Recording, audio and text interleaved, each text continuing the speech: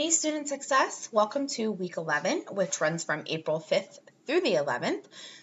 We are going to be in chapter 6 today. So as I scroll down, I'll do my usual plug for your Student Success Workshop assignment. Make sure that you are taking a look and seeing what is being offered throughout the month of April. And there's a couple offerings in May, so you want to make sure you get those finalized and chosen so you can submit that certificate before this semester ends.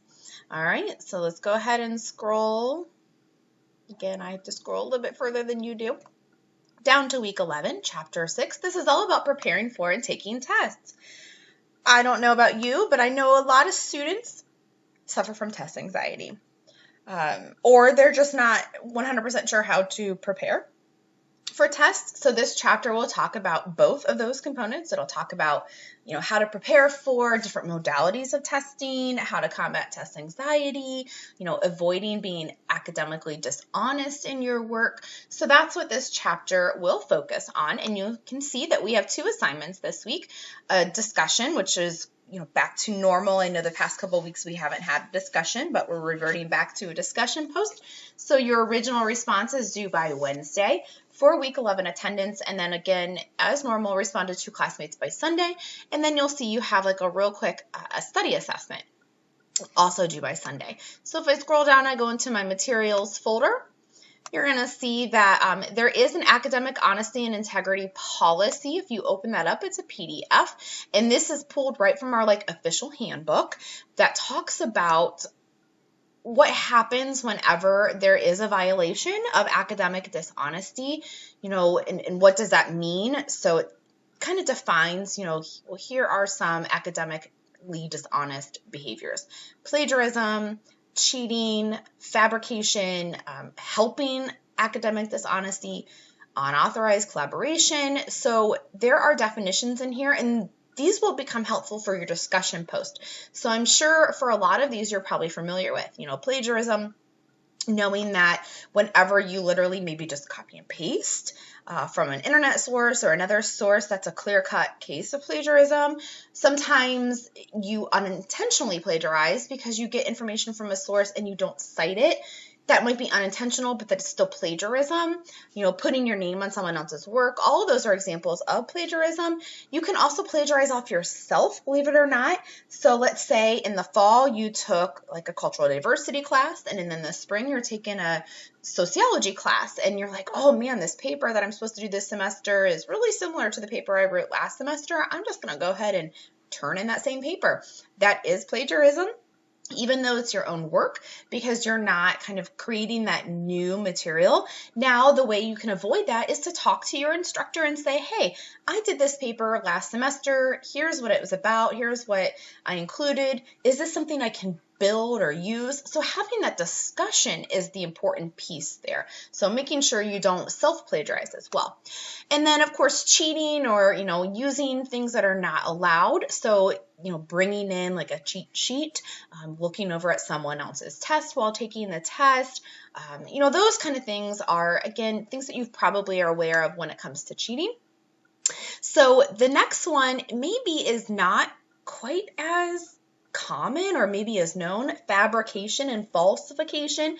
So it says basically when you are going to alter or distort information or results, or you're creating something. So it kind of gives you some examples of what that could look like.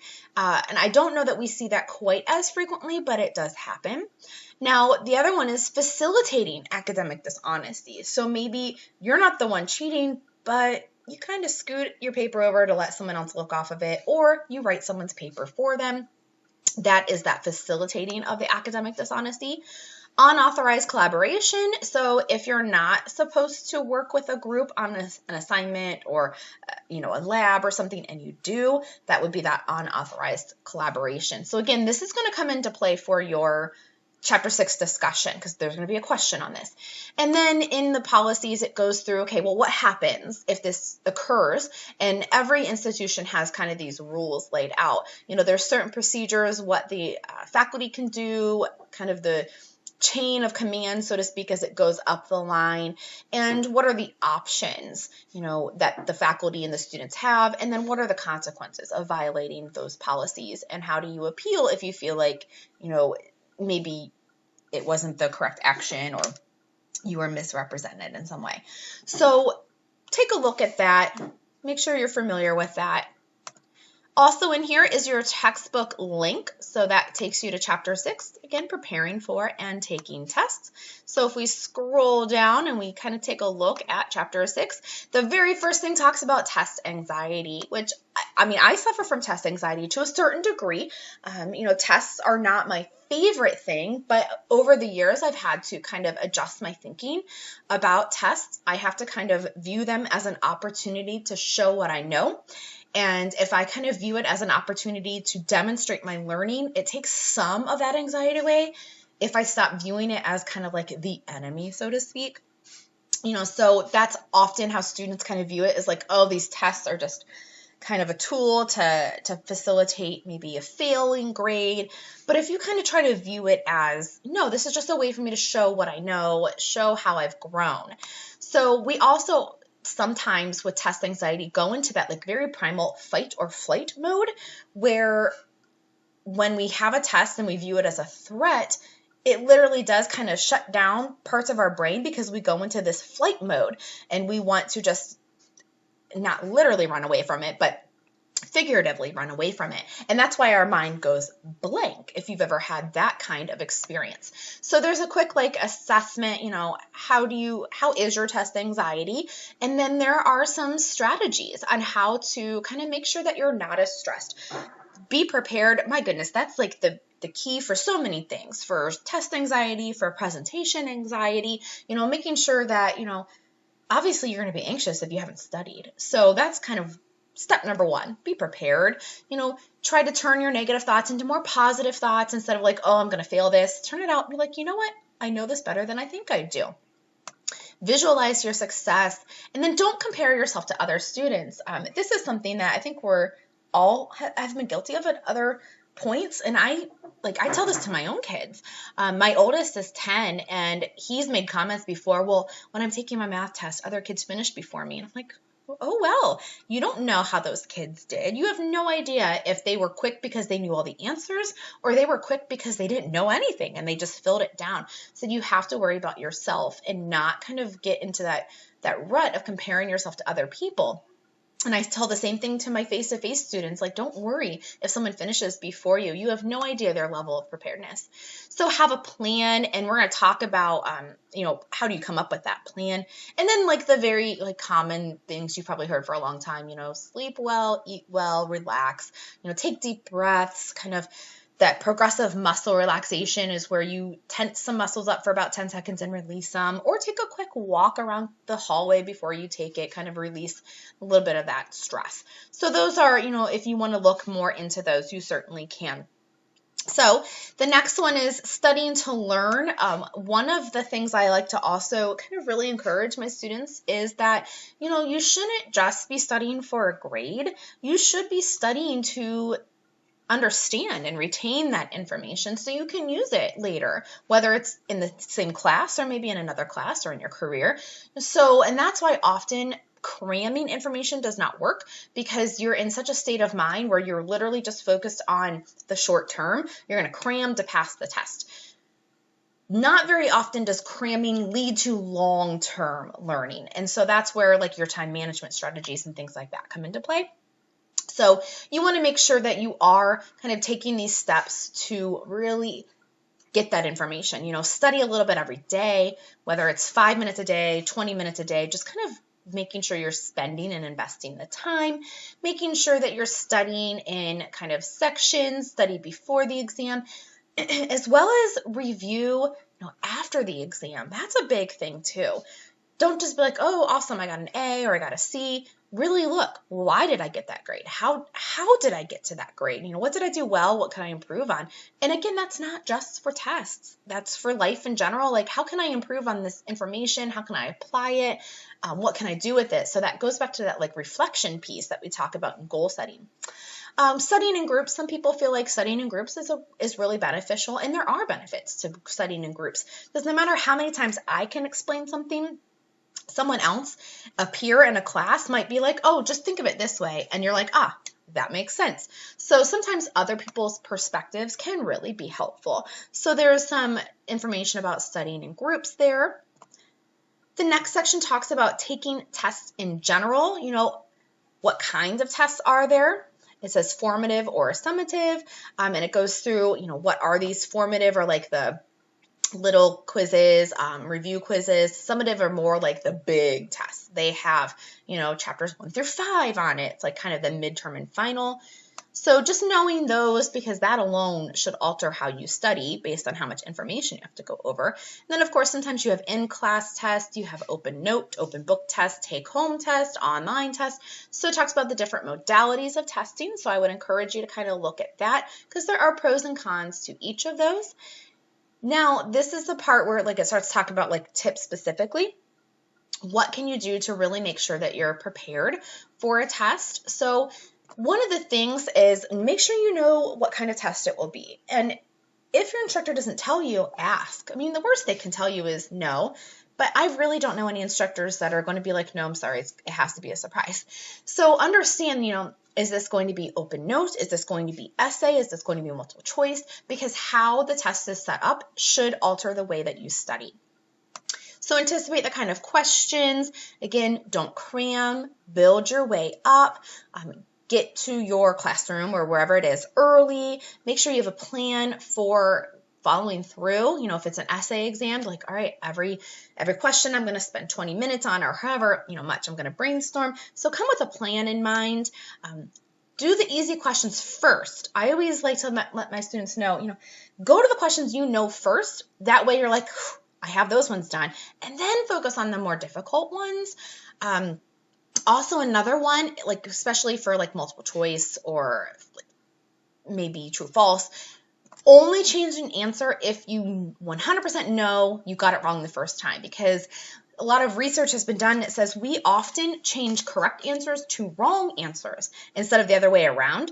And I'm sure you've noticed that before. You're like, oh, I should have just stuck with my gut. So unless you have a really good answer or response as to why you're changing your answer, leave it with your first instinct. And then there are some tips on like if you're taking a math and science exam in particular, because those might be set up a little differently.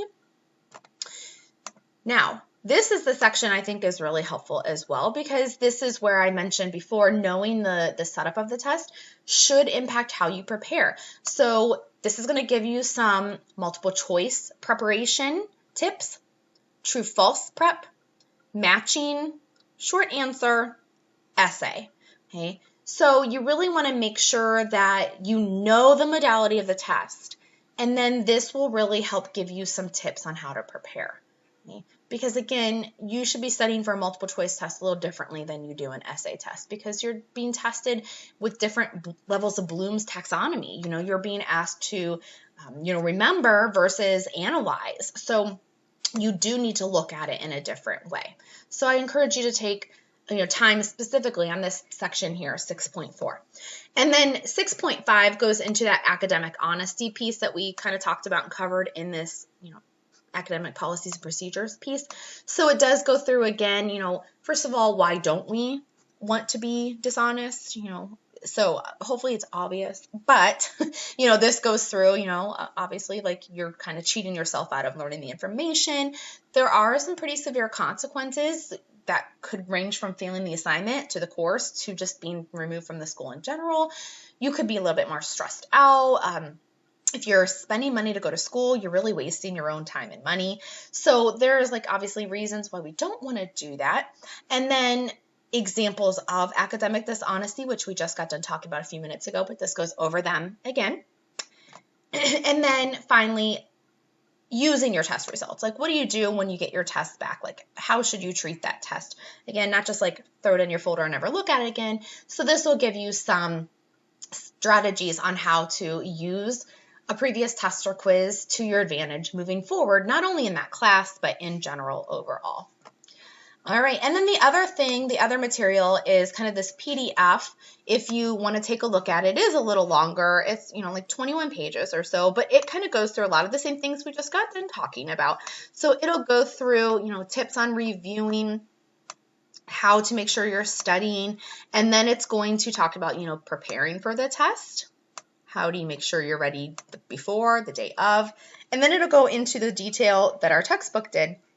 Strategies on different types of testing. So you'll see it'll go through the different formats and then specific to different subject areas.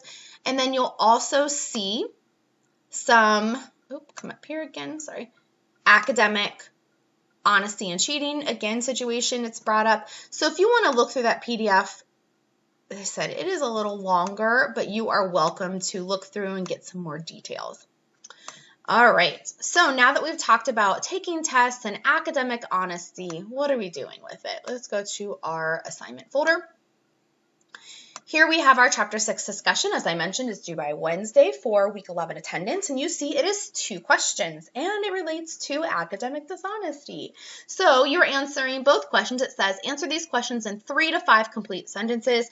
So that can be combined. It's not like 3 to 5 for 1 and 3 to 5 for 2. 3 to 5 total. So 3 to 5 sentences answer both of those questions. What forms of academic dishonesty are most prevalent on your campus? So that's where, again, you can look and be like, what is academic dishonesty? Well, here's that list again. Do you see plagiarism? Do you see cheating? Do you see people who helping other people cheat? So what kind of academic dishonesty do you see in your campus? Now, I know a lot of you may not have been on campus because COVID and you're taking online courses. So you can talk in general, maybe about a high school experience, what you saw in your high school, or maybe what you assume is happening on campus or in an online class even. So what forms do you think are most prevalent? And then what can you personally do to avoid them in your own career? So you know what they are.